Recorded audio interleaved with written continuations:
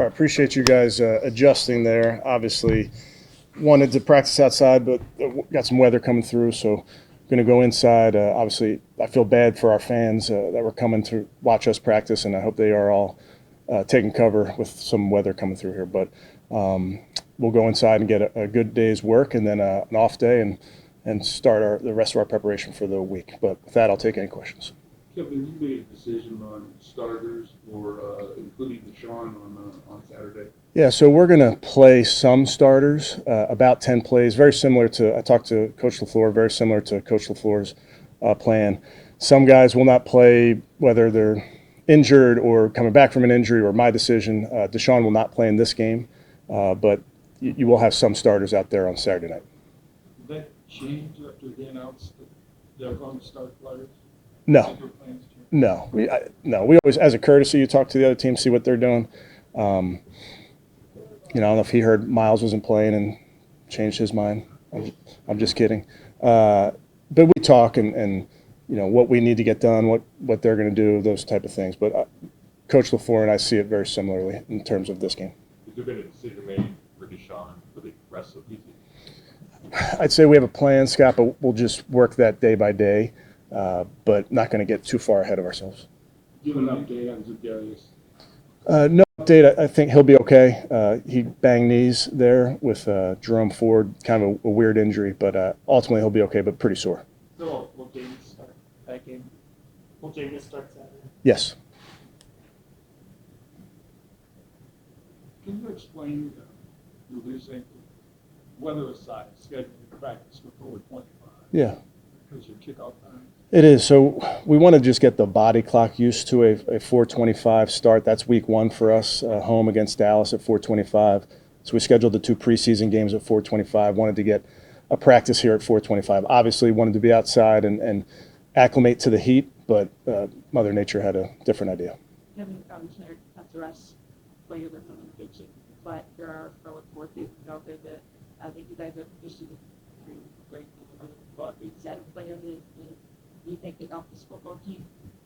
As you know, Mary Kay, I don't really get into reports respectfully, and I understand the question, but really just focused on today and the practice. I don't really concern myself with reports. Kevin, along those lines, you said for Mike, where Vegas, Detroit. Yeah, as you can imagine, any conversations I have with our guys, I keep to ourselves, if you will. We really focus on what's going on in our building, not necessarily what's going on outside the building. But with Amari, Kevin, we all know what he does on the field. So what kind of a leader is he in the meeting rooms that we don't get to see? And we talked a lot about Amari over the years.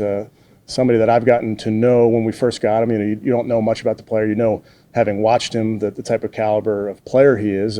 But just seeing him around the building, how he works in the meeting room, provides great lead by example is really the way he does it. It's very similar to a lot of guys on our team. Nick Chubb's similar and not real vocal, but is certainly a leader by example.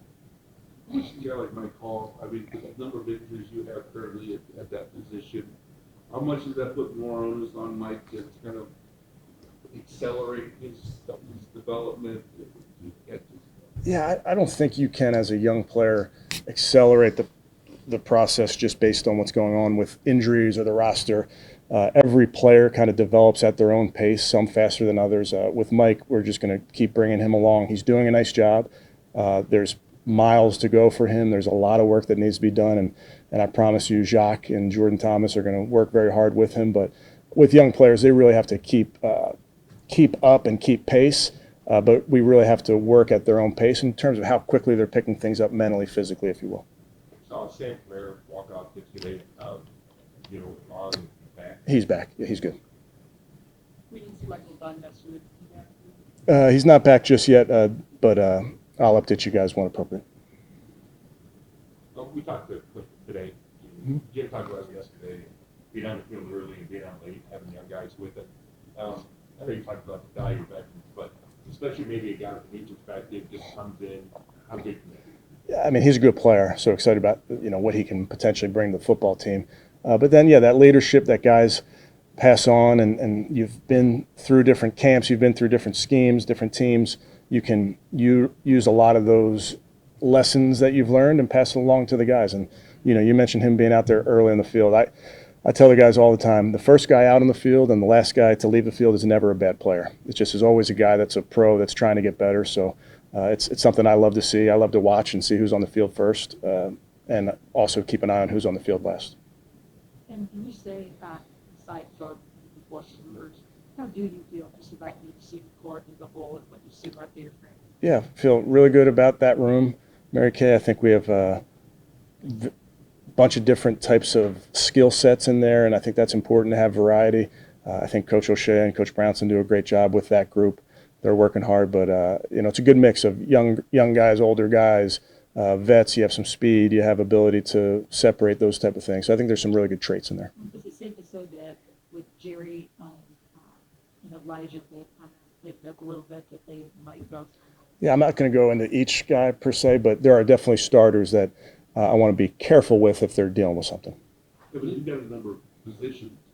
Again, defensive tackle, linebacker, where there have been a lot of guys out with injuries. Mm-hmm. What type of opportunity? Because like last year, Dewan played every offensive snap against in the Hall of Fame. Are there potential that for some guys that could get that type of work from Saturday? Absolutely, yeah, and that's the beauty of the preseason. It's opportunities for guys, and it's opportunities for us to evaluate them and the rest of the NFL. Everybody's watching those reps, whereas you don't get to watch these practice reps. So it is a great opportunity. It is great for our players to put on their resume, and the guys that are out there, we expect to compete like crazy. Kevin, I think traditionally you pretty much had 6 receivers make the 53. Mm-hmm. With the change in the offense, necessitate a separate. Good question, Tony. I think we'll get to those type of discussions later on down the road, but those are all types of things that Andrew and I will talk about. And Kevin, I haven't asked about Jeff Wills. Mm-hmm. You Let Jeff finish. Go ahead, Jeff. you expect to have him play a little bit? We'll see. Yeah, I mean, he's progressing like he's supposed to, but, I'm not making any predictions past today. And then so would it be Hudson if he can go? Or? It's been James out there right now, yeah. Good. You sure? All right.